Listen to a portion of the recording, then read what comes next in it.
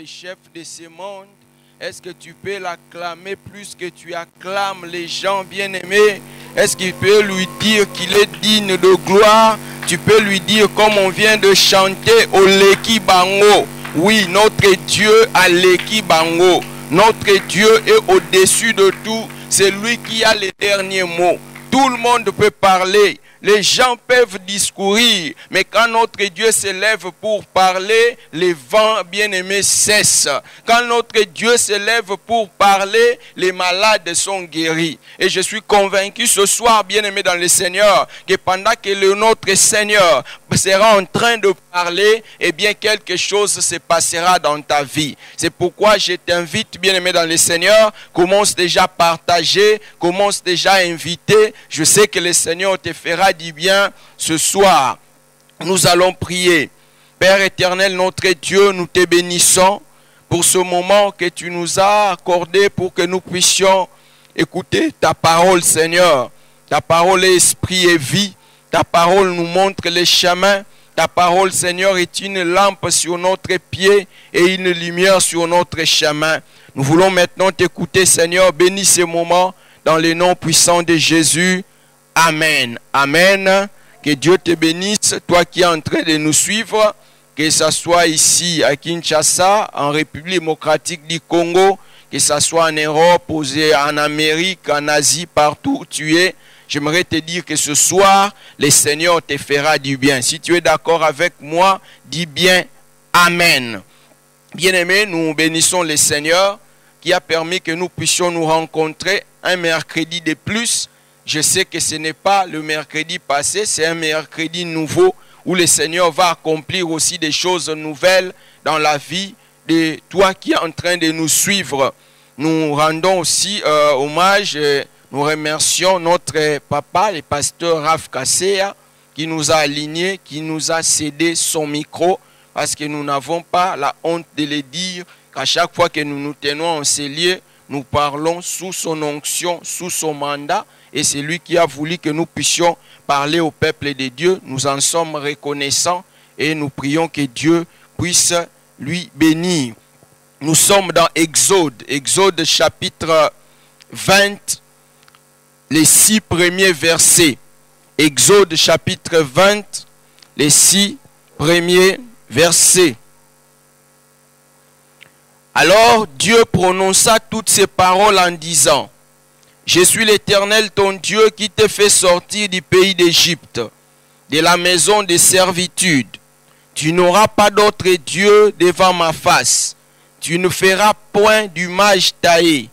Tu ni de représentation quelconque des choses qui sont en haut dans les cieux, qui sont en bas sur la terre et qui sont dans les eaux plus bas que la terre. Tu ne te prosterneras point devant elles et tu ne les serviras point. Car moi, l'Éternel ton Dieu, je suis un Dieu jaloux qui punit l'iniquité des pères sur les enfants jusqu'à la 3e et à la 4e génération de ceux qui me haïssent, et qui fait miséricorde jusqu'à 1000 générations à ceux qui m'aiment et qui gardent mes commandements. Parole du Seigneur. Bien-aimés, ce soir nous voulons parler d'un thème, je crois que ça va te bénir. Et j'aimerais que là où tu es, tu puisses me suivre attentivement. J'aimerais que, bien-aimé dans le Seigneur, si tu as la possibilité de partager, partage au maximum cette étude biblique. Nous voulons parler de comment briser les liens générationnels. La fois passée, nous avions parlé, bien-aimé dans le Seigneur, de comment vaincre les diables par la proclamation de la parole de Dieu. Et je suis convaincu que quelqu'un a été béni. Ce soir, nous voulons parler de comment briser les liens générationnels. Les liens générationnels. Bien-aimés, retenez 3 choses par rapport aux liens. La première chose, c'est que tout lien maléfique peut être brisé au nom de Jésus. Quand Jésus s'élève, il n'y a pas un lien qui peut résister. La Bible nous montre cela.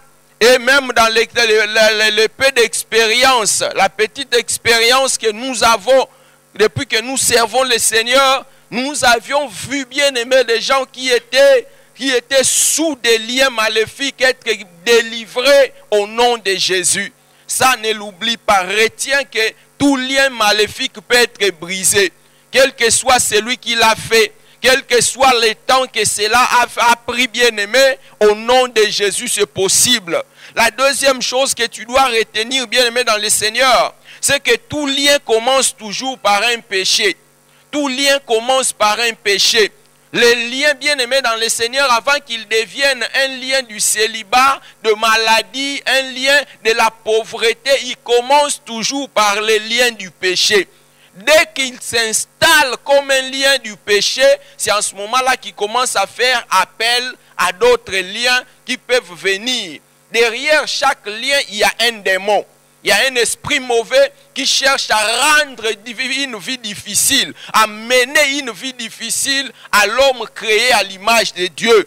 La dernière chose par rapport aux liens bien-aimés dans le Seigneur, c'est que les liens générationnels sont ces lieux qui s'installent dans une famille ou dans une génération suite au péché commis par les parents ou les grands-parents. Je répète. On appelle le lien générationnel, bien-aimé, une situation qui s'installe dans une famille. Et cette situation qui s'installe, bien-aimé, elle est arrivée suite au péché commis par les parents ou les grands-parents. Cela, bien-aimé, dans le Seigneur, me pousse à interpeller un parent qui est en train de me suivre ou qui va me suivre. Chers parents, le comportement que tu es en train d'adopter aujourd'hui, les choses que tu es en train de faire secrètement ou publiquement auront des effets, non seulement sur tes enfants, mais même sur tes petits-enfants.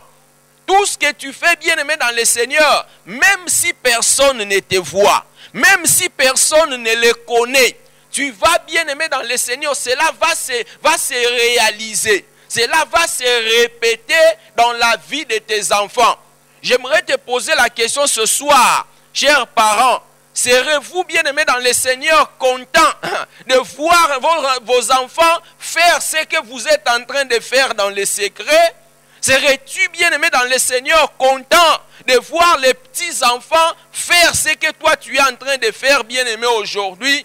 N'oublie pas, bien-aimé, tout ce que nous faisons en public ou en secret ou en privé, bien-aimés, auront des effets dans la vie de nos enfants et nos petits-enfants. Ce n'est pas moi qui l'ai dit, la Bible le confirme. Et tout au long de cette étude biblique, c'est ce que nous allons vérifier dans la Bible. Nous allons voir comment la légèreté de nos actions, comment la légèreté de nos attitudes, comment la légèreté de nos comportements peut, bien aimé dans le Seigneur, avoir une influence, bien aimé dans le Seigneur, auprès de nos enfants, auprès de nos petits-enfants. Bien aimé, le passage que nous venons de lire d'Exode chapitre 20, nous le connaissons. Il s'agit des 10 commandements. Et ce qui m'a intéressé, bien aimé dans le Seigneur, dans ce passage, c'est le verset 5 de ce texte que nous venons de lire. Le verset 5 nous montre, bien aimé, que Dieu se décrit d'abord comme un Dieu jaloux. Dieu, il dit, je suis un Dieu jaloux. Et dans sa jalousie, il dit, j'ai puni l'iniquité des pères sur les enfants jusqu'à la 3e et 4e génération de ceux qui me haïssent. Certaines versions disent de ceux qui me désobéissent. Dieu, c'est un Dieu qui punit non seulement celui qui commet l'iniquité, mais il punit aussi les enfants. Il punit aussi les enfants jusqu'à la 3e et la 4e génération de ceux qui désobéissent, de ceux qui commettent l'iniquité, bien-aimés dans le Seigneur. C'est pourquoi, bien-aimés, ce verset 5 peut nous amener à comprendre, bien-aimés dans le Seigneur.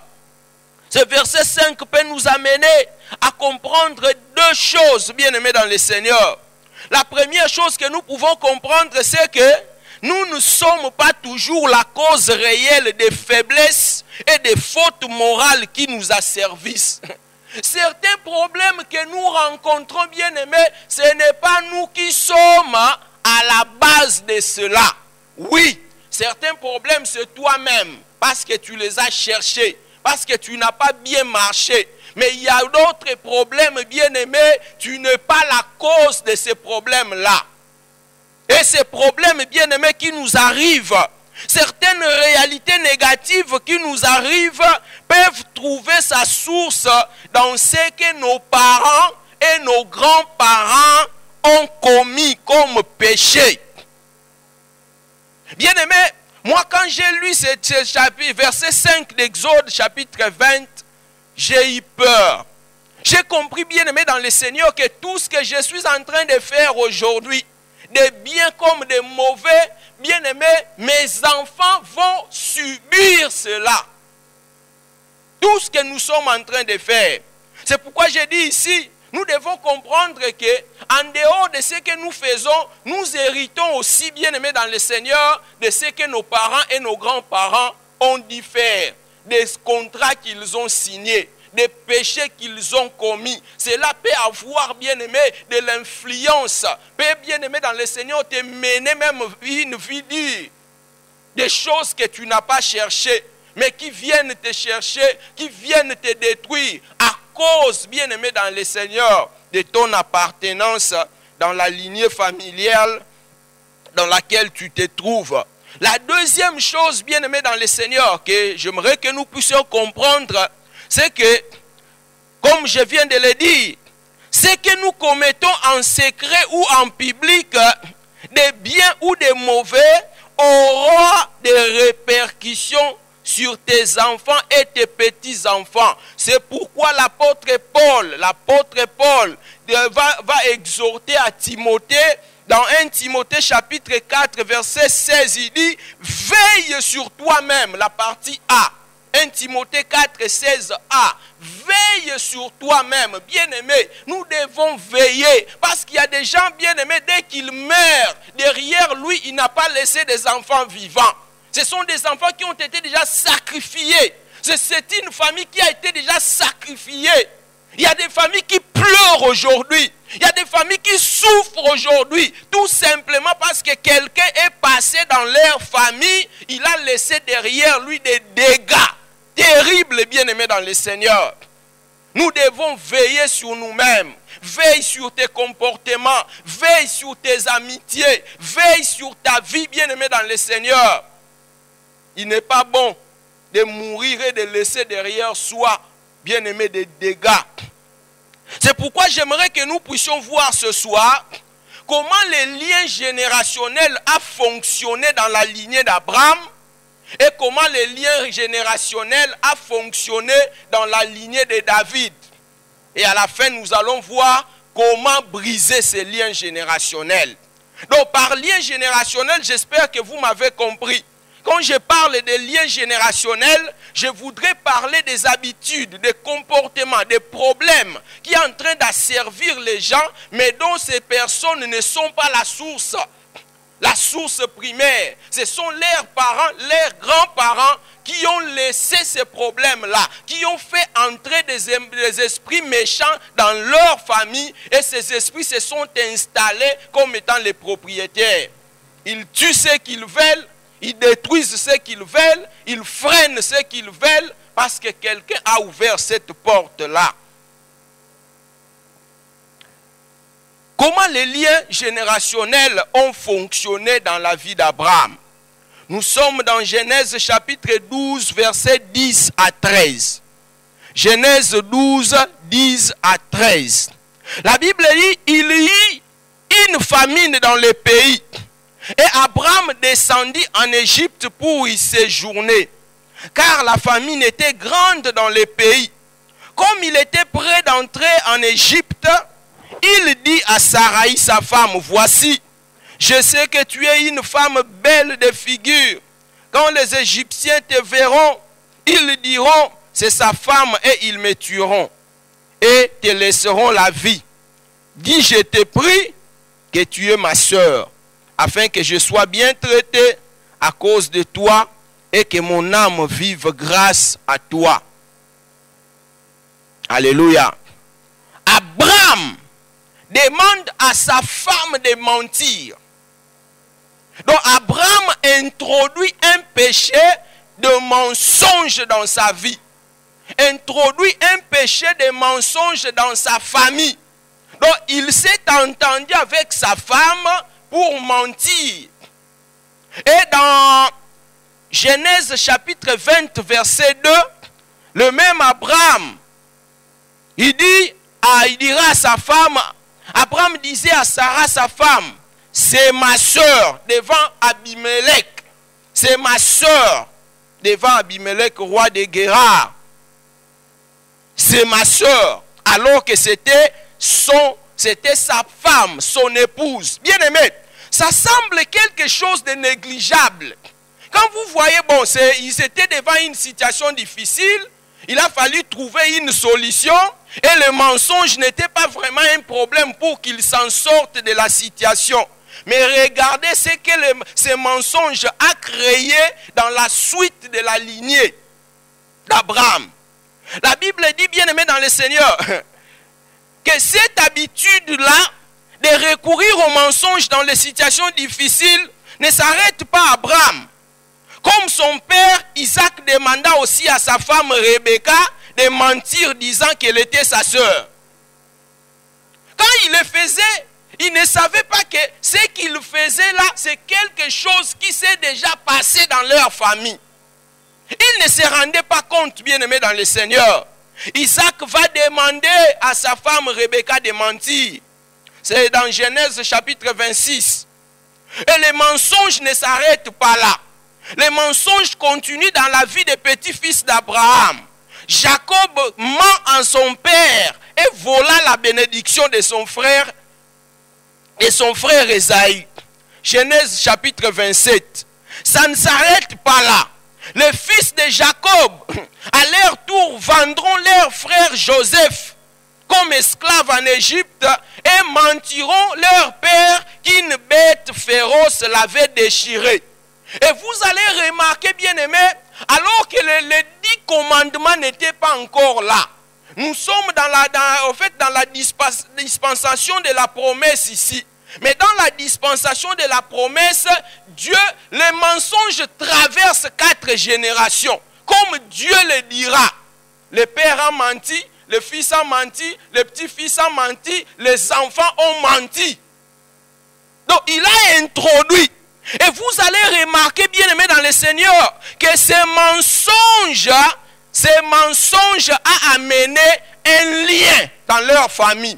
Non seulement le lien du mensonge, mais vous allez remarquer dans Genèse, d'ailleurs vous le savez, que Sarai était stérile, n'est-ce pas? Sarah était stérile, elle ne mettait pas au monde. Mais cette stérilité ne s'arrête pas là, parce que le mensonge est déjà entré dans la famille. Sarah stérile, et Rebecca, la femme d'Isaac aussi, était stérile.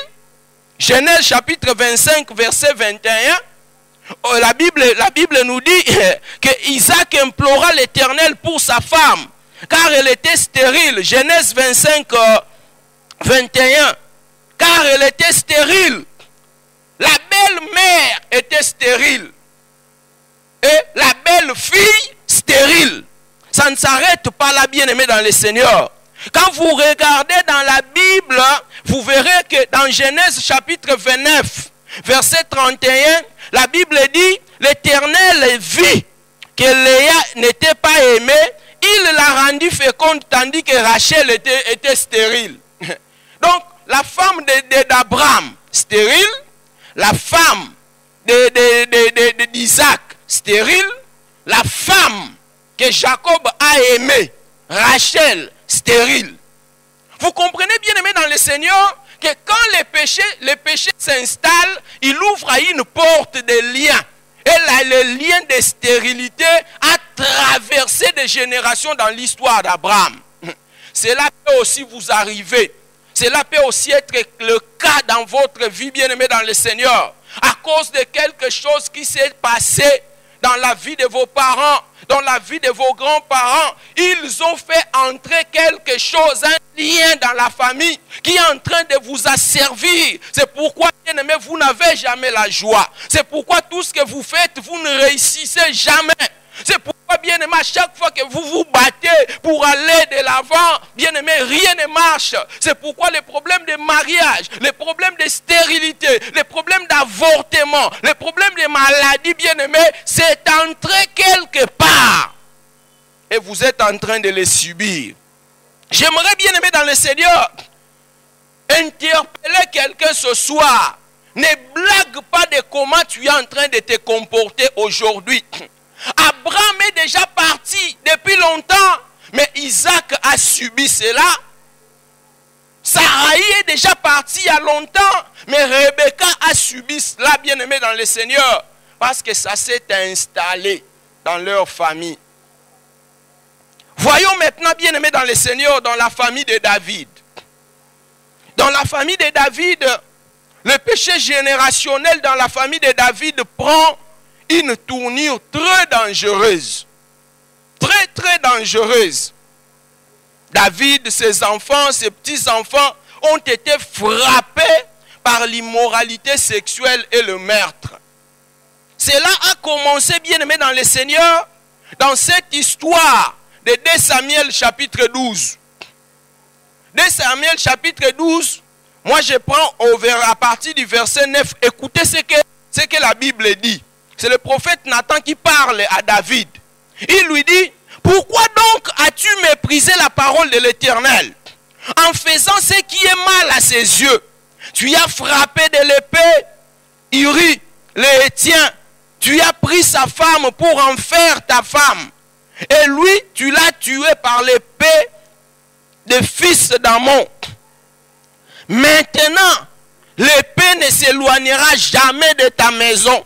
Parce que tu m'as méprisé et parce que tu as pris la femme d'Iri, le Hétien, pour en faire ta femme. Ainsi parle l'Éternel, voici je veux faire sortir de ta maison le malheur contre toi et je vais prendre sous tes yeux tes propres femmes pour les donner à un autre qui couchera avec elle à la vue de ce soleil.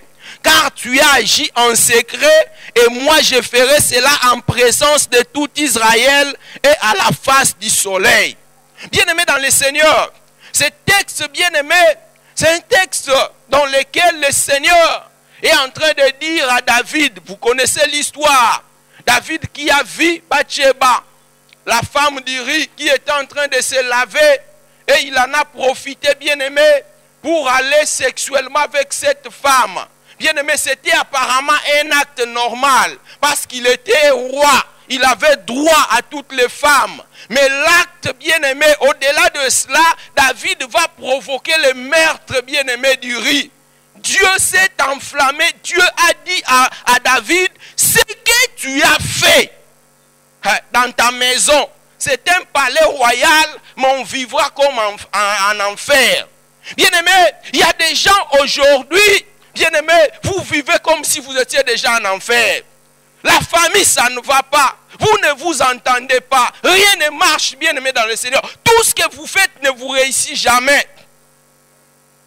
David, bien-aimé dans le Seigneur, son comportement, ça n'a même pas tardé. Dieu n'a pas attendu que David meure pour que ses générations futures commencent à subir l'effet de ce qu'il a fait. De son vivant, il a déjà commencé à assister, bien-aimé dans le Seigneur, au spectacle de ce que Dieu avait annoncé. N'oubliez pas, nous venons de dire, Dieu dit dans Exode 25, je suis le Dieu jaloux, j'ai puni l'iniquité des pères sur leurs enfants. Bien-aimé, à chaque fois que tu es en train de mal te comporter, à chaque fois que tu es en train de mal, bien-aimé, de mal te comporter, tu tues les gens, tu empoisonnes les gens, tu es en train de détruire la vie des autres, bien-aimé. Sache que tu es en train de sacrifier la vie de tes enfants et de tes petits-enfants. Bien-aimé. Et quand vous lisez la suite, bien-aimé, j'ai répertorié 5 actions que les enfants de David ont subi à cause du comportement de leur papa. La première chose, bien aimé, au sein du palais royal, Amnon viole sa demi-sœur Tamar. Dans le palais royal, ça n'a pas tardé. C'est dans le palais royal que David avait pris la femme de son soldat. C'est dans le palais royal que son propre fils viole sa propre fille. Ça n'a pas tardé. Vous pouvez le remarquer dans 2 Samuel chapitre 13 verset 2. La deuxième chose, bien aimée dans le Seigneur, pour venger sa sœur, Absalom tue Amnon. David a tué Iri, mais Absalom tue son frère. La troisième chose, bien aimée, Absalom se révolte contre son père et couche avec toutes les concubines de son père sur le toit du palais royal. Là où même l'iniquité de David a commencé au vu et au su de tous les peuples de Jérusalem, comme l'Éternel l'avait annoncé. Vous pouvez le remarquer dans 2 Samuel chapitre 2, versets 16, 21 à 22. Ne jouez pas, bien aimé, dans le Seigneur de ce que tu es en train de faire. Ne joue pas des décisions que tu es en train de prendre. Tu peux sacrifier 4 générations devant toi à cause de ton égoïsme, à cause de l'argent, à cause de ton soif du pouvoir. Tu peux sacrifier des générations. Bien aimé dans le Seigneur, quatrième chose, Joab et ses soldats tuent Absalom. Alléluia. Le péché de David était si profond que Dieu n'a pas attendu, comme je venais de le dire. Dieu n'a pas attendu. La maison de David était secouée par les désordres sexuels et par le meurtre à cause de ce que David avait fait. Ne minimise pas, bien aimé dans le Seigneur, ce que tu es en train de faire aujourd'hui. Ne minimise pas. La cinquième et dernière chose, dans la famille de David, Salomon qui a hérité le trône, tue son frère Adonijah. Il tue son frère Adonijah. Et lui-même, Salomon, se verse dans la sexualité exagérée, au point même d'avoir 1000 femmes mises à sa seule disposition. Au fait, ce que ses enfants étaient en train de commettre, ce que ces enfants étaient en train de vivre, bien aimé, c'est au fait le résultat, la conséquence de ce qu'a été leur papa. C'est pourquoi nous devons faire très attention à ce que nous devons faire, aux décisions que nous devons prendre. Bien aimé dans le Seigneur, peut-être qu'aujourd'hui tu as la facilité de tromper des jeunes filles. Tu joues avec le cœur des jeunes filles parce que Dieu t'a donné de l'argent. Tu le prends, tu le promets le mariage pour qu'ils se donnent. Et après, tu joues avec elles, tu les abandonnes. Le comportement là que tu es en train d'afficher, c'est une semence que tu es en train de laisser. Malheureusement, si tu ne te répands pas, bien aimé dans le Seigneur, tes petites filles, tes filles risquent aussi de subir les mêmes conséquences alors qu'elles sont innocentes.